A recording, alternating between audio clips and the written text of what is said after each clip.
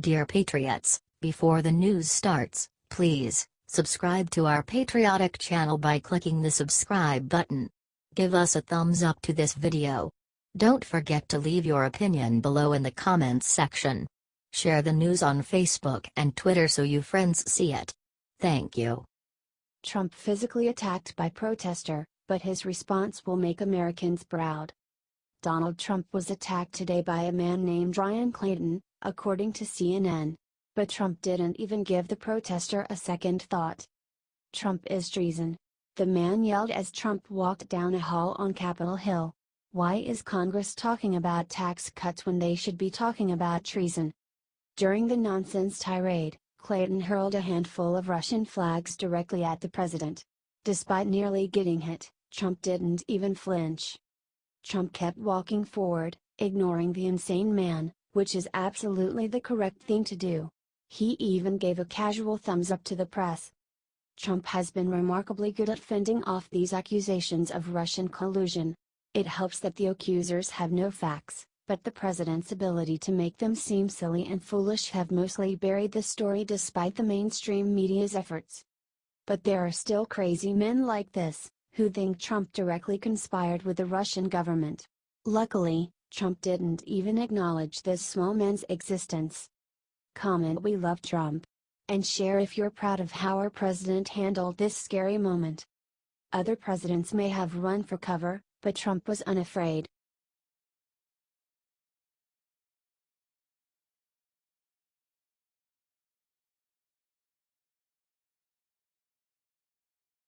Sarah Sanders sets internet on fire with brutal forward response to Jeff Flake's resignation speech attacking Trump. Jeff Flake just shook up the political world and announced he will not seek re-election. Flake has been a far too frequent critic of President Trump, and Trump decided to do something about it. He got firmly behind his primary challenger, Kelly Ward, who has relentlessly attacked Flake for what he has done to Trump and has seen her numbers skyrocket while Flake's fell off a cliff. So today, not really having any choice because he will lose, Flake announced he will not run for re-election. But the manner in which he announced his resignation was uncalled for and a bit obnoxious. Of course, he ripped Trump from the Senate floor when he made his announcement. Flake actually said this on the Senate floor about the sitting President of the United States of America. Reckless, outrageous, and undignified behavior has become excused as telling it like it is when it is actually just reckless, outrageous, and undignified.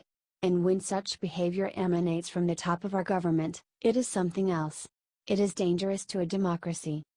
Wow, he sounds like Nancy Pelosi, doesn't he? He continued. None of these appalling features of our current politics should ever be regarded as normal. We must never allow ourselves to lapse into thinking that is just the way things are now. If we simply become inured to this condition, thinking that it's just politics as usual, then heaven help us. Flake went on and continued to hammer at Trump in his sky is falling way and blamed him for basically everything wrong in America. Most senators, including John McCain and Bob Corker, rose and gave Jeff a standing ovation, although we aren't sure if they were cheering his resignation or his Trump bashing. The media of course descended on White House Press Secretary Sarah Sanders demanding a reply from Trump. She said she hadn't spoken to Trump about the big resignation and then glared into the cameras and finished off the carcass that is Jeff Flake's political career with a brutal one-liner. Based on the lack of support that he has from the people of Arizona, it's probably a good move. Probably a good move, the absolute perfect four-word response: classy, funny, on point, and above all brutally honest. Good job, Sarah. Jeff Flake's political career is over. Trump won again.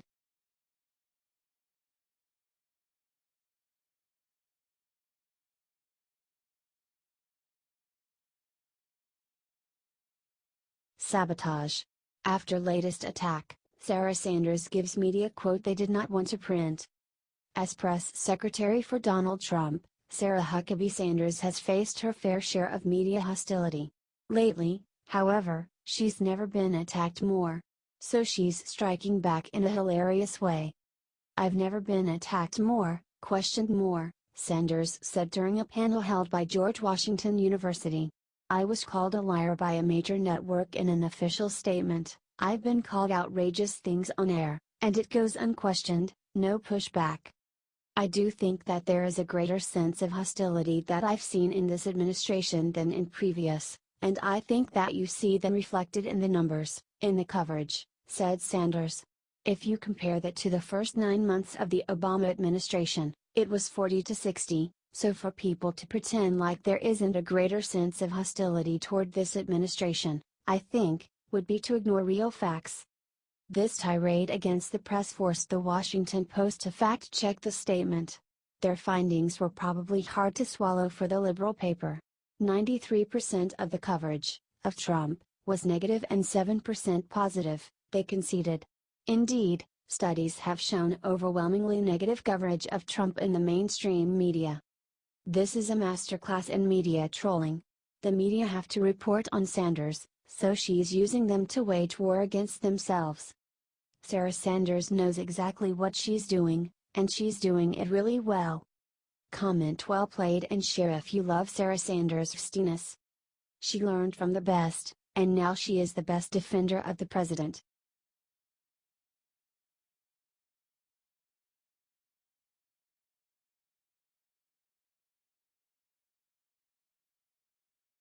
Bureau of Labor accurately predicts jaw-dropping number of jobs Trump will create in coming years. This is why we elected President Trump and not Hillary Clinton or Jeb Bush. Jobs. We were sick and tired of watching our good jobs go overseas and bad jobs, if you can find one at all, replacing them. In one shocking incident, Disney brought the low-skilled workers here and made the U.S. workers they were replacing train them. Disney didn't even have to offshore, they used a loophole and were able to bring in cheaper Indian workers, and then to throw sand in America's face, they made these workers train the Indian tech guys or they would not give them their buyout. It was a low blow made worse by the knowledge that this was not an isolated incident.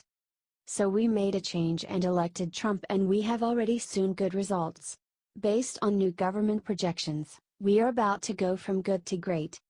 According to new projections from the Bureau of Labor Statistics, employment will grow by 11.5 million from 2016 through 2026.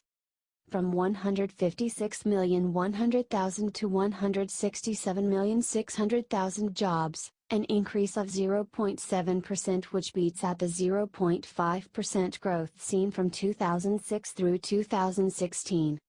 The Bureau also predicted that GDP will rise at an annual rate of 2% for the next 10 years, a huge jump from the 1.4% growth rate in the last decade.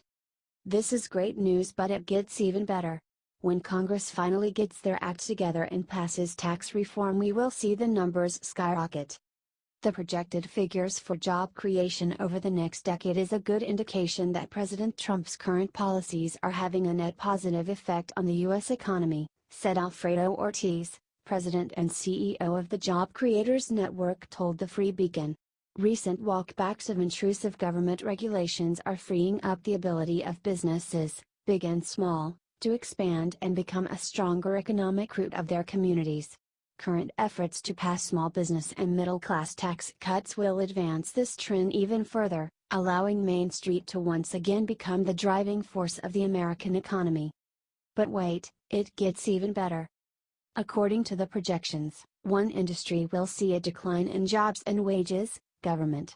Can you believe it? Off the charts private sector growth and a decline in government jobs and wages. That's what happens when you elect the right man for the job.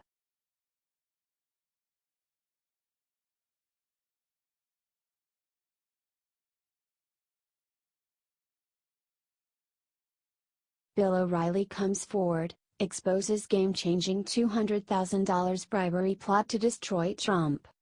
Bill O'Reilly is, thankfully, one of President Trump's strongest supporters and is one longtime friend who has not tried to score points or get famous by attacking Trump.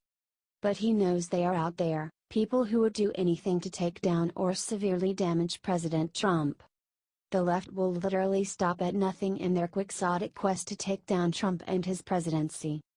Which means they hate democracy because Trump won, fair and square. America had to make a choice and we made it. History, not jealous liberals, will be the ultimate judge of Trump's 2 terms. And maybe that is why they are so terrified of Trump.